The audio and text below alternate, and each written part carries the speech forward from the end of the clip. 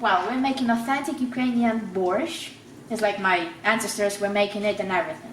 So first of all, what you need is a fine broth, meat broth. You can make it without it, but it won't be really authentic with it. So the best meat that you can take for it are the ribs, the pig or beef ribs. Either will work. So you just choose the best one, cut them into smaller pieces, because then they will cook faster, and put them to boil. Don't salt it at the first thing, you just need to wait for them to boil, then the foam will come out. It's very important to pick all the foam out and just throw it away. It's all the bad stuff that's in it, so you just need to get rid of it, that's it. Then you just salt it and be pretty generous about it, because you just can't make small amount of borscht, you know? You need to make at least 2 liters or even more, so it will work. Then, while they are cooking naturally, if you have nothing else to do, you take your beetroot. It's the best thing you can ever find. And depending on the season, if it's a very fresh and young one, you can just fry them under some butter and garlic. It will cook very fast. But if it's an old one, like I got, you just basically put them to boil and wait for them to be pokeable through. That's the initial sign of how to tell that the beetroot is finally boiled and ready to eat.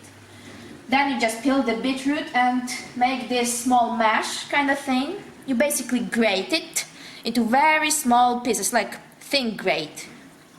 You can chop it into pieces, of course, but grating is better, simply put. Then, while everything is like cooking and stuff, you basically chop the main ingredients. These include potatoes, cabbage, if you have carrots, what else?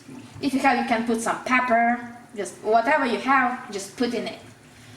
As everything is chopped, take your tomatoes. That's a very important part that many people forget about, if they're not Ukrainian it is, but the beetroot, the juices of it are very bitter. So in order to normalize the taste, we need tomatoes. Tomato juice, if you don't have tomatoes you can use vinegar, but I wouldn't recommend it, it doesn't taste right. So what you do, you take tomatoes, and you basically just squash them into small puree. So you can do it however you feel like it. You just need some puree. It's fine if it's just, chopped tomatoes and everything. It will gradually cook to perfection, basically, and they'll become mushy and everything, so it will work. So basically how we cook everything. Once the ribs are boiled finally, you just throw all the ingredients that you have inside one after another. So first comes the cabbage, always start with the cabbage. As it becomes ready, so it's very mushy and easy to peel and everything, you throw your potatoes, peppers, if you have carrots, everything goes in to boil, and you just let it cook for 10 minutes at best. So everything is divided by 10-15 minutes at best. After that, you just wait for it to boil, and we're waiting for a couple more minutes. After that, you take beetroot, add into that. That's how the borscht actually becomes borscht, the minute that you add beetroot in. And as you add the beetroot, immediately add the tomato. Otherwise you will just spoil everything and it won't taste good at all.